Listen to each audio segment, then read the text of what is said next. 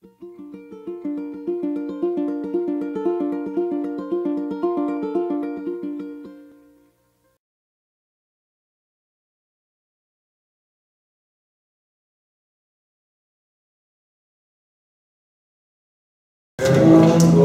and let me thank Ava, who I know has been working very hard to make sure everything is organized, Gloria and the rest of the GLOPAT group for inviting me.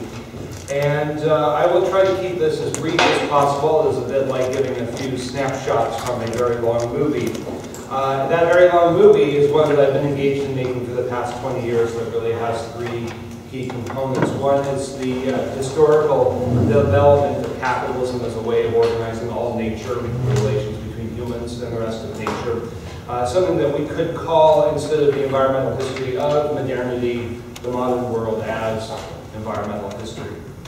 The second part is theoretical and methodological reconstructions of how we go about doing that, which many of us have been engaged in for a very long time, and I'll be talking a lot about that today. And then finally, a series of interventions and analyses of the present crisis that we are living through today, which I think cannot be adequately comprehended as either social or environmental or economic, or even the combination of all of those.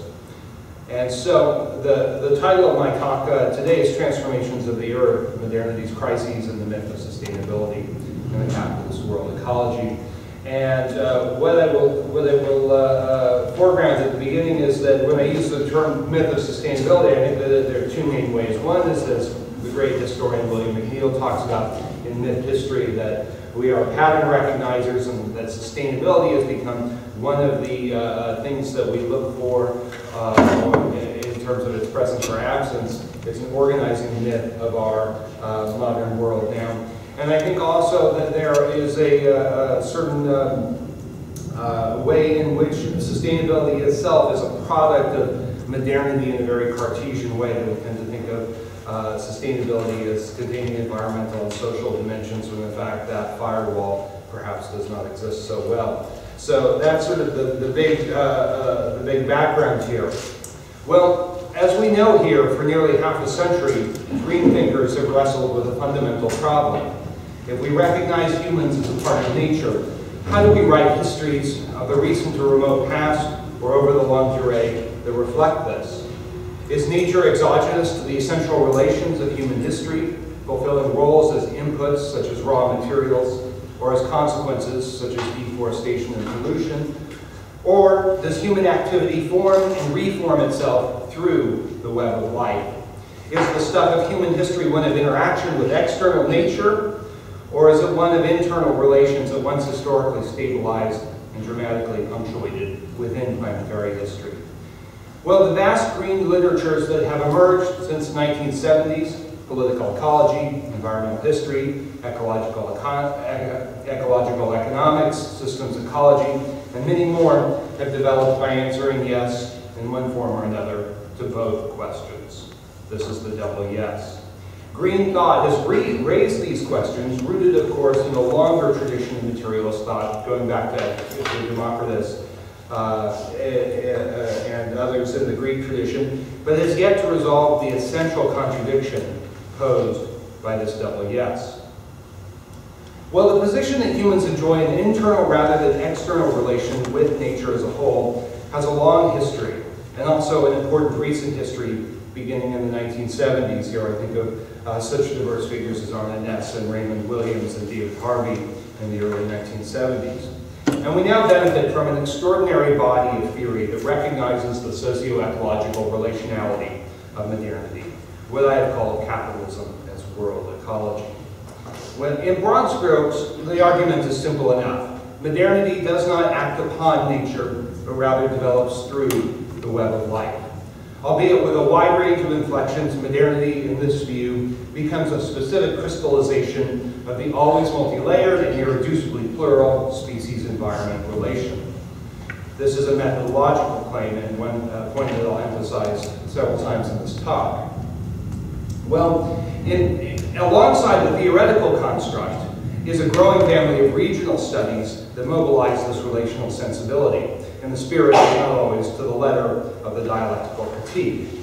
In both cases, however, the modern world system remains a theoretical logical construct rather than a historical analytical one. A historical analytical one in which totalities, empires, markets, cities, development projects emerge through what Marx called a rich totality of many determinations. The theory of modernity offered by green thought is a bridge to the history of modernity as world ecology, but not a substitute for it. Regional studies are necessary, but on their own insufficient as an empirical basis for the history of the modern world, since regional studies do not add up to world historical patterns, those dialectical crystallizations of socio-ecological relations at many scales, from the body to the world economy and across the geographical diversity of our planet and modern civilization. And of course, those patterns too, while more than the sum of their parts, are also surely less. We are dealing with a family of what Haraway would call situated knowledges, although I draw different conclusions from her about that. The point is crucial. Well, this adding up problem is central to the impasse in which environmental studies, and especially its globally minded layer, finds itself today. The very success of green theory in environmental research has established environmental studies as an important research field across the humanities and social sciences. The work of integrating environmental forces and factors into the historical social sciences is now largely, if unevenly, complete. I am not so sure that this reality is well understood even within environmental studies. Is it not true that many so-called disciplines, economics and politics especially, their environmental research remains quite marginal? Well, yes. But the critical threshold has been passed. Environmental research is not going away, and historical accomplishments are always uneven. Well, the historic task of establishing environmental studies now realized, another immediately appears. How do we rethink the key concepts that govern our understanding, perception, analysis, and explanation of modernity as if nature really matters? It has been my argument that this question can only be answered on the terrain of world history, precisely because modernity is the first civilization to make everyday life, partially and unevenly, but nevertheless relentlessly, a world historical act. What we are engaged in at this very moment is a world historical act. The questions posed by the crystallizations of human and extra-human natures in the civilization that we call modernity, that is irreducibly world historical, can only be resolved at the level of world history. And let us know from the outset that, far from the mechanical issue of a reified world system, this great signifier world historical is above all a methodological proposition about a multi-layered civilization in which people make history through the mosaic of life in recent and distant past, both in terms of climate change and all the stored carbon that we call fossil fuel. So we may begin by recognizing the great accomplishment of green thought, feeding and in turn richly nourished by sophisticated regional analyses across the historical social sciences. The achievement is clear. It is now difficult to learn social theory anywhere in the world today without some exposure to what is called the social theory of the environment. Scholars and students read different texts, to be sure. Historians read Cronin, geographers read Smith and Harvey, cultural studies, we read Haraway, sociologists read Bellamy Foster, and of course, now everyone has to pay attention to Marx.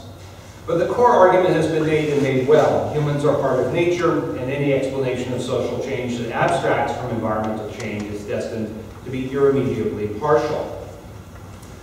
Well, up to now, environmental studies has lived much of its life in what Bellamy Foster calls a theoretical shotgun marriage, an unhappy, if at times productive marriage of Cartesian and relational thinking. This is a tension that all of us work through in one way or another.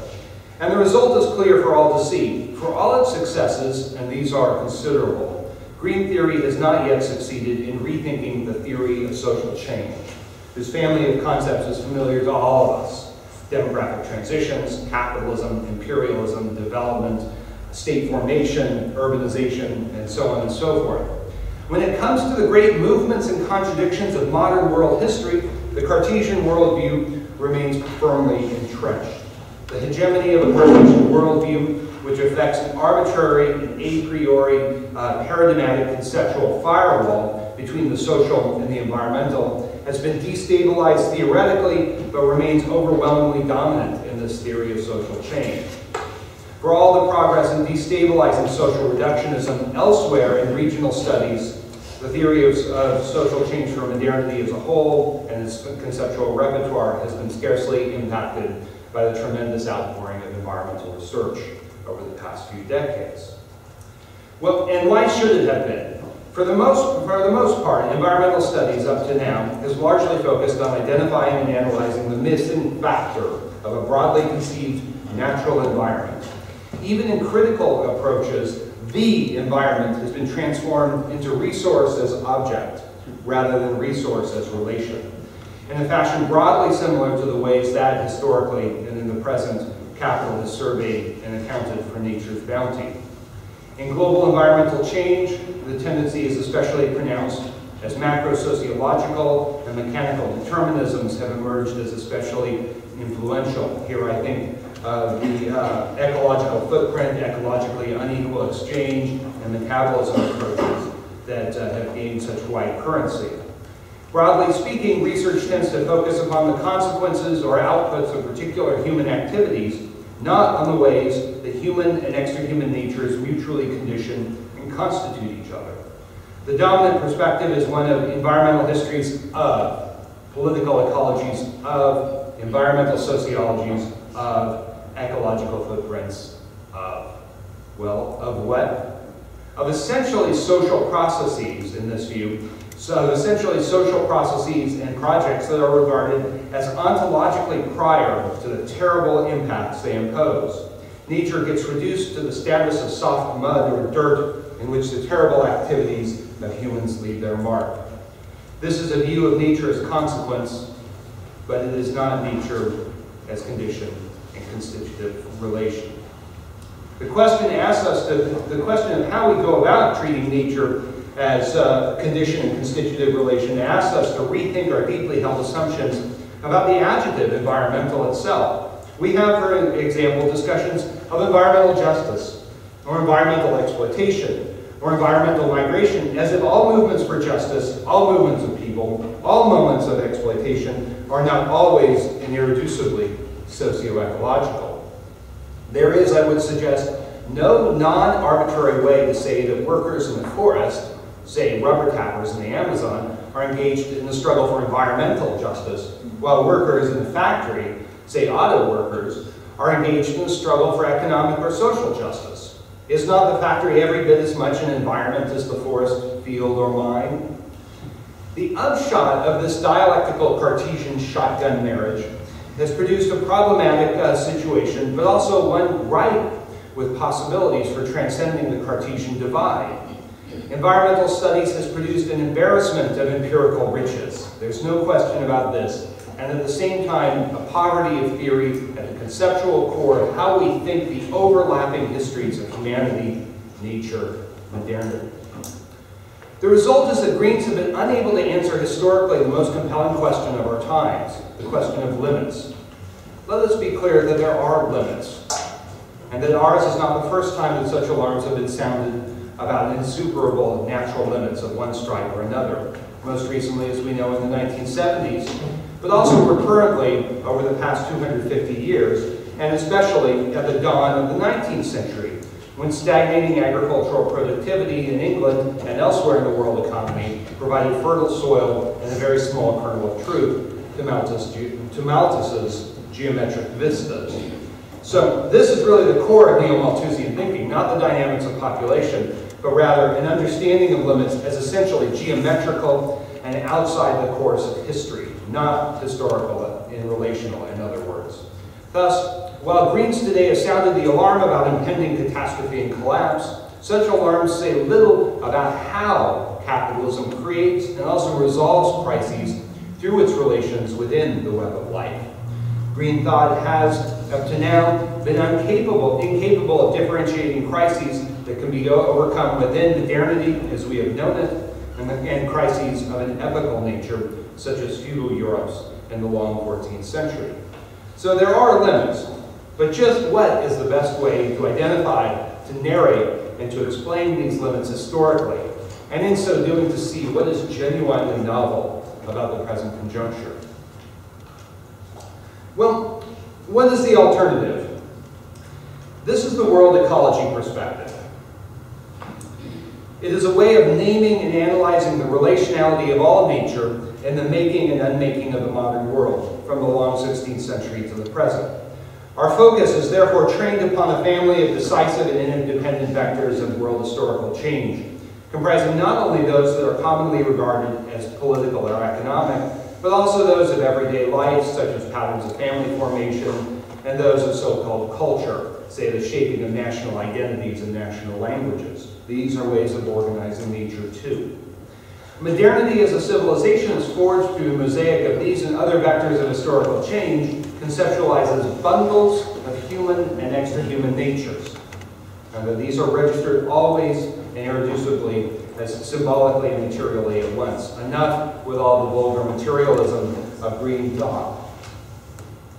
Some shades of green thought. So the dimensions of historical change, but all these dimensions of historical change are not created equal. Modernity's multiple historical geographies unfold in a contingent but decidedly non-arbitrary fashion.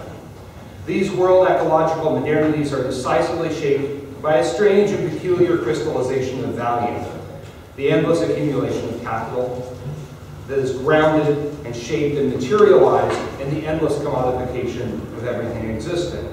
It is premised on a spectacular collision and an audacious project.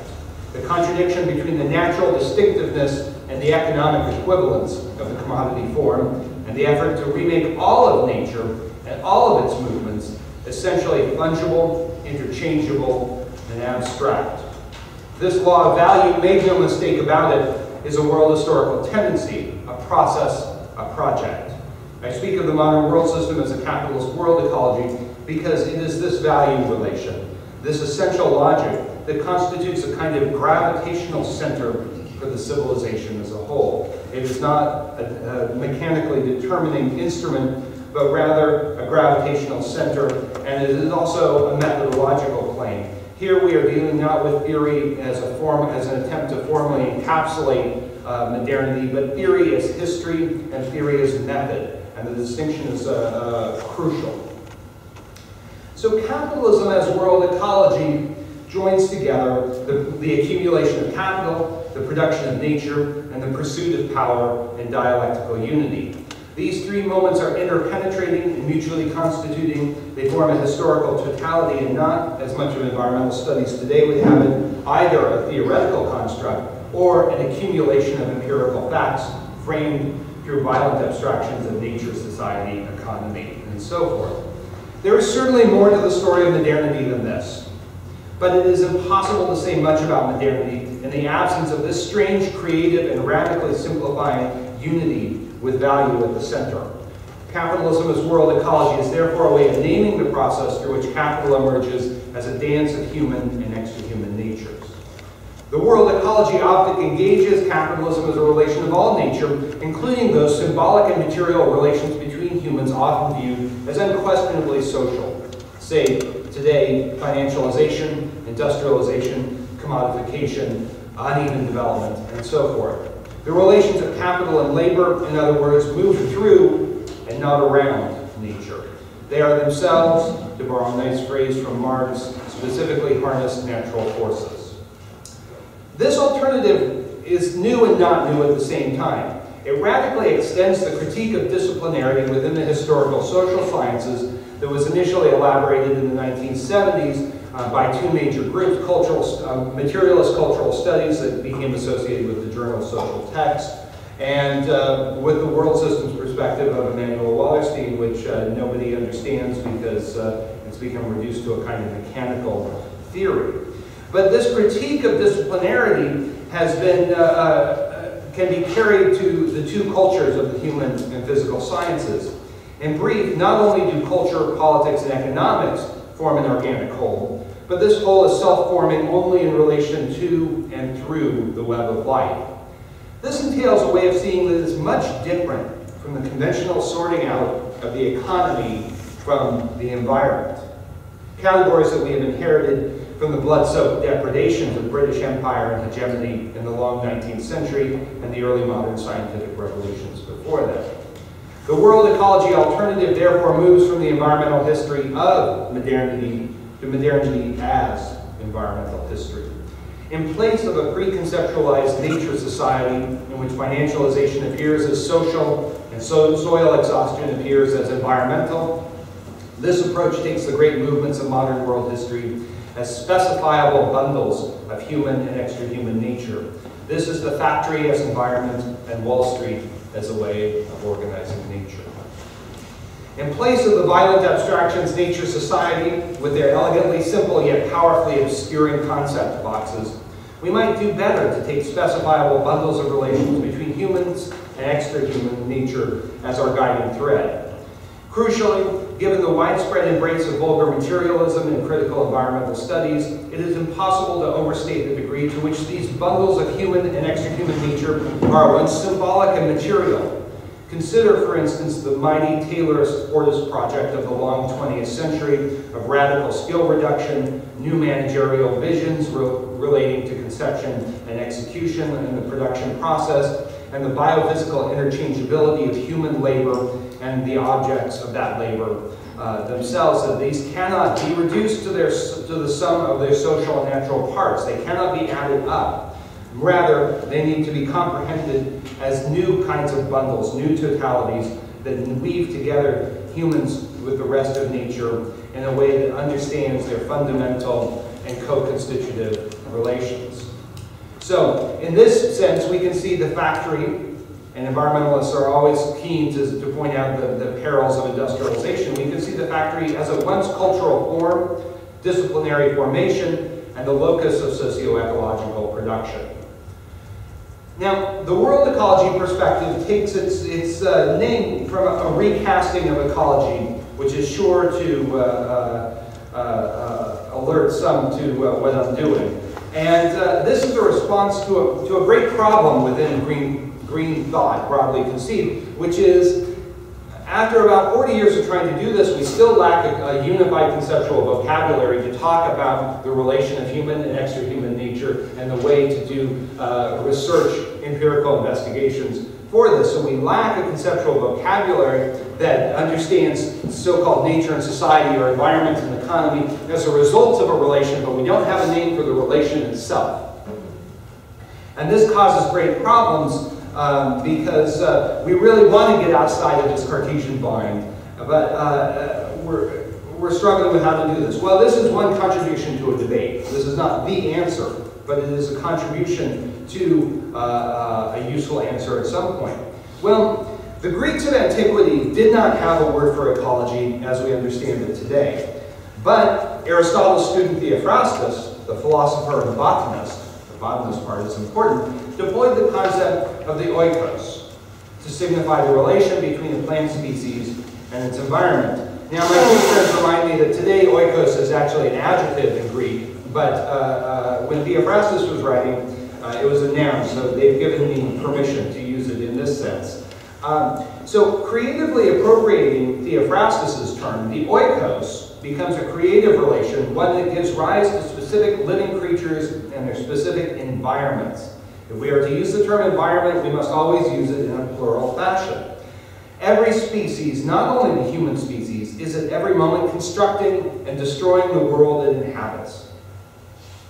It's sometimes hard to remember that. This means that environments and organisms, humans included, are producers as well as products of each other and of the oikos.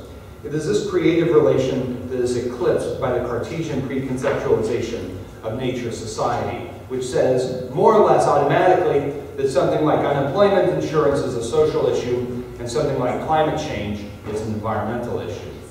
This preconceptualization distracts us from asking how configurations of power, wealth, and nature are inscribed in everything that humans do.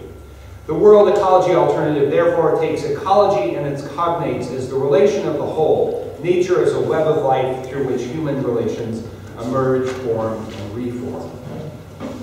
It is, I should say, impossible to discern what is social and what is environmental in any non-violent fashion. That is to say, in any fashion that does not completely violate the historical realities we seek to describe. But it is possible to identify and analyze the shifting configurations and movements of specific expressions of human and biophysical natures, and to comprehend their patterns, symbolic and material metabolisms. The messy bundles of biophysical and social natures that constitute family life, farms, financial systems, and factories can then be investigated historically once our conceptual and methodological premises are liberated from a Cartesian discipline that determines in advance what counts as natural and what counts as social. So extended to a civilization as a whole, the oikos frames the relations that give rise to organisms, including humans, and environments, including those built by humans. The city is an environment too. And in this reading, the categories nature, society are the results of a process, not our point of departure. So, what we want to do is to find a way to talk about the limits of the civilization in which we live without succumbing to a vision of an external and abstract and ahistorical nature.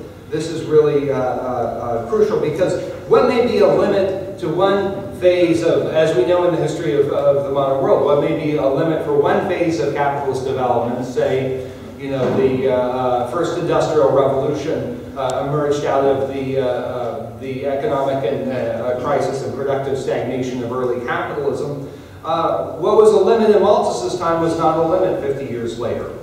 What is a limit for one civilization, soil exhaustion and feudalism, is not a fundamental limit to another civilization. So we need to be clear that limits are historical, and I think one of the most dangerous points to succumb to is the kind of view of limits as imposed by an external and ahistorical nature. So in the peak everything hypothesis, it is not so much wrong as partial. Substances clearly do matter. It matters how much oil can be gotten for how much labor. But notice in posing that question, imposing that relation of how much energy can be retrieved for how much labor, we have a relational statement. Not there is X amount of oil left on the planet or X amount of coal, so on and so forth. So what we want, our big choice is this, and here I'm going to wrap up. The choice is between a Cartesian paradigm that locates capitalism or modernity outside of nature, acting upon natures, and a way of seeing that I call world ecology, that views capitalism or modernity as a project and process within the web of life. The distinctiveness of capitalism and the specificity of its contradictions today are best illuminated through this kind of perspective where we understand that the limits that capitalism has faced emerged cumulatively over the past 6 centuries and cyclically. If the destructive character of historical capitalism's revolutions has been widely registered, the what and the why of what they call capitalism in nature, there has been far too little world historical investigation of how humans have made modernity through successive radical reconfigurations of all nature, including human natures. The how modernity is worked through rather than upon nature makes all the methodological difference in the world. We have, I believe, arrived at a paradigmatic turning point in environmental studies, and it is one that allows us to erase old boundaries and open new vistas, one where we can reconstitute each of these processes on a historical basis of the relation between humans and the rest of nature. This entails a way of seeing nature as irreducibly historical and constituted by humans along with the rest of the world's inhabitants, not to mention the manifold environments they make and are made by. It allows for an understanding of modernity's historically specific natures. There is historical modernity and historical nature as webs of liberation and limitation for the accumulation of capital, itself a way of organizing nature. The point can scarcely be overemphasized if we are to take seriously the idea that all limits are historical, that they emerge out of the relations of humans with the rest of nature, and in equal measure, so do all projects for the liberation of humanity and all our neighbors on planet Earth. Thank you very much.